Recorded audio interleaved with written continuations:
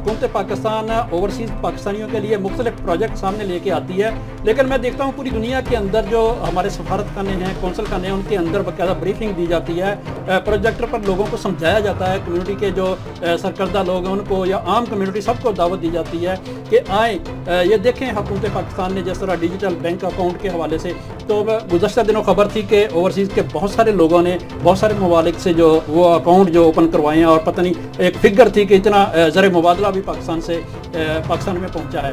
तो हम अपने हमसाए फ्रांस के अंदर देखते हैं, वहाँ सफारत खाने में भी इस पर digital passport, digital bank account के हवाले से ब्रीफिंग दी गई, कम्युनिटी को बुलाया गया।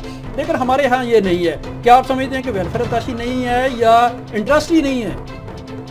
देखिए, इंटरेस्ट के साथ साथ वेलफेयर अताशी का ना होना भी एक जो है ना, अब एक कौंसल जनरल मौजूद है, एक ऑफिसर है, अब इतने मामलात को कंट्रोल करना बहुत सारा दूर है। देखिए, आधा घंटा तो आपने फेसबुक पे लाइव आना है और आपने फेसबुक चलानी है, आपने यूट्यूब चलाना है, तो बाकी जो आधा टाइम आपके पास बचता है उसमें अपने पासपोर्ट के इंटरव्यू करने हैं। तो बहुत सारी ऐसी चीजें हैं कि वो फिर टाइम कहाँ से बचेगा। अगर दो ऑफिसर हों तो ठीक है, एक फेसबुक चला ले, दूसरा जो है कॉन्सर्ट के मामला देख ले, तो इफ्तिताह भी करना है, इफ्तिताह भी करना होता है, डेली एक इफ्तिताह होता है, तो बहुत सारे मामला हल हो जाते हैं। तो हमारी तो अभी भी जो है गवर्नमेंट ऑफ पाकिस्तान से ये रिक्वेस्ट है कि सर दो नहीं तीन होने चाहिए जो मकामी हुकूमत के साथ भी पाकिस्तान की सफारतकारी कर सके। आवाज बुलंद होगी तो होंगे मसाइल हल।